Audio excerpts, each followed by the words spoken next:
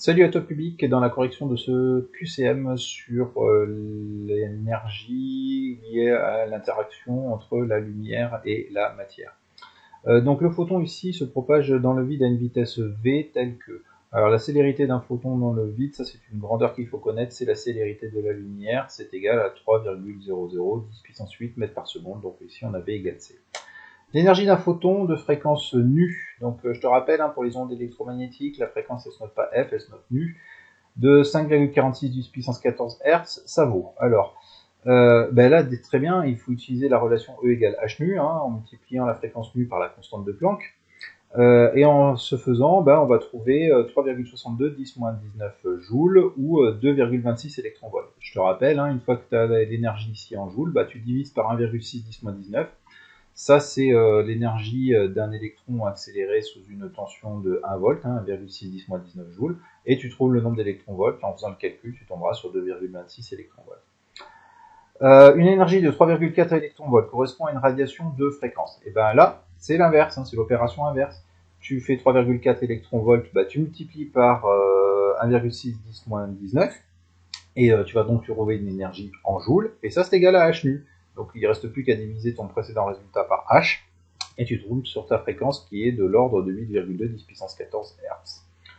Un électron peut être arraché à un métal que si la fréquence du rayonnement incident est égale à la fréquence seuil. Alors là, effectivement, il peut être arraché au métal, mais sans vitesse initiale, on a détaillé ça. Ou alors si la fréquence est supérieure à la fréquence seuil. Alors là, c'est une question un tout petit peu piège, il faut faire attention, surtout si tu avais eu à raisonner en longueur d'onde. La fréquence, on voit que plus elle est importante, plus l'énergie de ton photon est importante, à cause de la formule E égale H nu.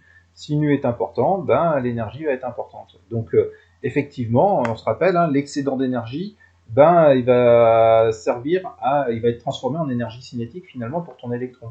Il y a d'abord une partie de l'énergie du photon qui va être absorbée par l'électron pour le travail d'extraction, sortir du réseau cristallin et être libre. Et ensuite, s'il reste de l'énergie qui a été apportée par le photon, ça sera de l'énergie qui sera sous forme d'énergie cinétique. La fréquence seuil du sodium est égale à, et alors là, comment est-ce que tu fais? Eh bien, tu prends le travail d'extraction. Ce travail d'extraction ici, c'est une énergie. Et tu prends E égale H nu S, H nu avec petit s en indice, fréquence seuil. Donc ici, tu as 3,79 qui est égal à H fois la fréquence de seuil.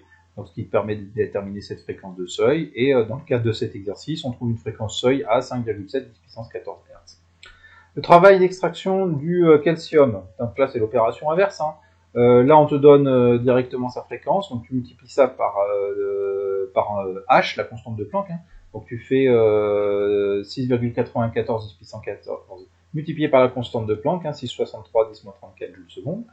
Et dans ce cas-là, tu vas trouver une énergie exprimée en joules. Alors après, donc ici tu as cette réponse-là. Ça vaut le coup sur le QCM d'aller vérifier que cette énergie en joules, tu peux l'exprimer en électronvolts et de regarder s'il n'y a pas une réponse qui colle aussi. Donc là c'est le cas, elle peut être exprimée en électronvolts et en plus 2,88 électronvolts correspondent bien à 4,60 10 moins 19 joules. Un photon de longueur d'onde 375 nanomètres peut arracher un électron au calcium. Alors ici, on nous dit que finalement cet électron,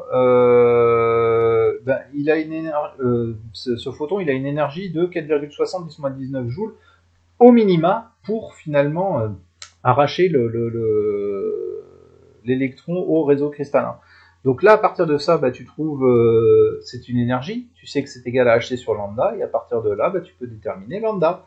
Et tu regardes la longueur d'onde minimale, maximale qu'il faut avoir pour pouvoir arracher l'électron au réseau cristallin. Attention, énergétiquement, si la longueur d'onde augmente, l'énergie, elle va diminuer. Je te rappelle, E égale hc sur lambda. Donc si lambda augmente, l'énergie diminue. Donc attention, si tu veux des photons plus énergétiques, il faut prendre des photons dont la longueur d'onde est plus courte. On y va sur la suite des questions. Un photon de longueur d'onde 375 nanomètres peut arracher un électron au calcium. Même raisonnement que tout à l'heure, dans ce cas-là c'est vrai. L'électron extrait du calcium par un photon de fréquence 8,52 10 puissance 14 Hz a pour vitesse. Et alors là, il faut utiliser la formule qu'on a vue dans le cours. c'est-à-dire que l'énergie cinétique, ben, ça va être égal à l'énergie fournie par le photon moins le travail d'extraction. Et donc après, ben, l'énergie cinétique, c'est 1,5 de mv2. Donc, comme tu as la masse d'électrons, tu peux retomber sur la vitesse de ton électron après qu'il ait été arraché par le photon. Donc ça, c'est un petit calcul à faire, mais je vais le redétailler dans les exercices qui vont venir juste après. Parmi les éléments suivants, lequel repose sur l'effet photovoltaïque, c'est évidemment les panneaux solaires. Donc, cette question-là, elle est un petit peu simpliste. Hein. Un électron peut franchir le gap énergétique du silicium égal à 1,12 électronvolts en absorbant un photon de longueur d'onde 2000 nanomètres. Donc là, bah, le 1,12 électronvolts, il faut le convertir en joules, en multipliant par 1,6 10-19.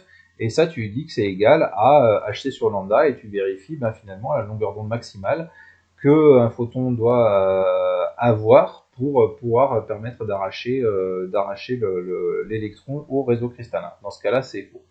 Alors la dernière question ici, l'absorption d'un photon par un atome se traduit par... Alors là, j'aime pas trop cette question-là, parce qu'un courant électrique, ben, ça dépend du type de montage que tu vas avoir. Hein. Et ça peut être le cas, par exemple, dans le cadre des cellules photovoltaïques, donc ça serait une réponse possible. L'excitation ou l'ionisation de l'atome, bah ça c'est un cas possible aussi. Hein, on a vu que ça permettait d'exciter l'élément dans le cadre des spectres de ray d'émission. Et la désexcitation de l'atome, bah, ça peut être le cas aussi dans l'effet laser. Hein. Donc là, cette question-là, j'ai juste entouré celle-ci parce que c'était celle qui se rapproche un peu plus du cadre de notre chapitre. Mais finalement, on peut trouver en physique des cas dans lesquels ben, l'absorption de ce photon par un élément peut conduire à ces trois phénomènes-là. Voilà, bah écoute, je te dis à très bientôt dans une prochaine vidéo sur la chaîne. Et puis, j'espère que ça t'aura permis de comprendre un petit peu les notions de base de ce chapitre. Allez, à bientôt.